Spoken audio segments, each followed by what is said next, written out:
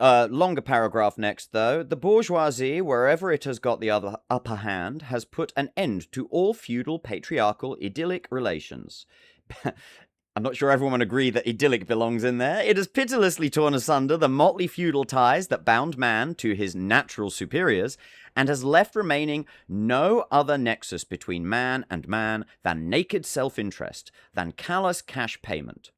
It has drowned the most heavenly ecstasies of religious fervor, of chivalrous enthusiasm, of Philistine sentimentalism in the icy water of egotistical calculation.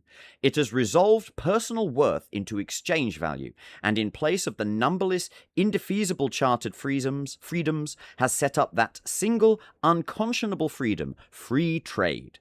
Again, capital letters as a big noun. Free trade. In one word, for exploitation, veiled by religious and political illusions, it has substituted naked, shameless, direct, brutal exploitation. So, again, the rhetoric is powerful.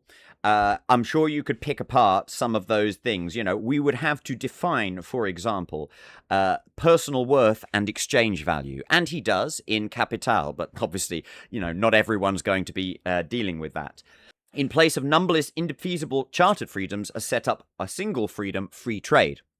So there is the whole discussion about to what extent free trade, leading as it does often to monopolies, might actually turn out to be not such a freedom-inducing thing after all. But that is a whole discussion, and so for it to just be stated apropos of nothing here is not sort of an actual argument. Let's be clear on that.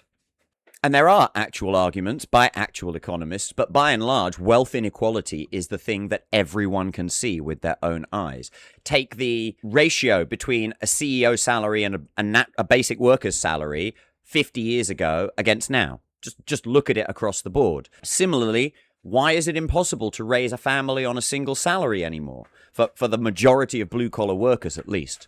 The bourgeoisie has stripped of its halo every occupation hitherto honoured and looked up to with reverent awe. It has converted the physician, the lawyer, the priest, the poet, and the man of science into its paid wage labourers. Again, it's another very stark statement, but that is essentially what they are saying, and that is the position that is looking to be rebuffed. I mean, isn't it true that doctors, lawyers, even priests have been shown to be valuing power and worldly wealth over and above the principles that their disciplines were set up for?